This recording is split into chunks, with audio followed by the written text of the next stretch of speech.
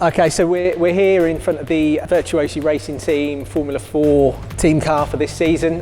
Here with Mark Salmon as well, the team director. Mark, thanks for coming along and letting us have a little look at the cars in the flesh here. Credo Motorsport Finance really pleased to support you and be able to help you.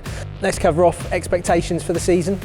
Deep down we want to win, but realistically we're looking for podiums. It's our first year in the championship, so we've got a lot to learn. As well as the young drivers we've got, we're looking for race wins and we're looking at improving ourselves throughout the season. It's not just a new series and a new team for Virtuosi, is it? It's almost a completely new car and almost a new series that's running in the Formula 4 in Britain this year, isn't it? Yeah, so this season it's a new championship in the UK. It's now run by Motorsport UK. We have new car in the UK, new engine, new tyres, so it's a level playing field for everyone to start from scratch again. From a business perspective, you've got the big boys at the back, Formula 2 across the world, following the F1 series, but we've then got the Formula 4, which is solely in the UK across Britain.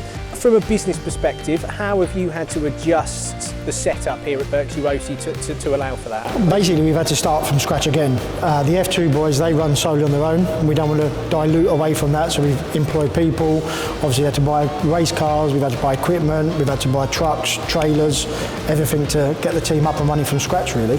So Credo Motorsport Finance has been able to help with the trailer side, to help operationally, so that will be used to transport the cars from here in Norfolk down to all the race circuits, all the track meets, the testing days that you have. The business is obviously growing. You're now on more race circuits than ever before. You're looking to grow and expand in that way. You know, we've been able to get behind that and support that, haven't we? Yeah, no, honestly, without you guys, we would have found it hard. Like, you've helped us support the truck, finance the truck, get that up and running.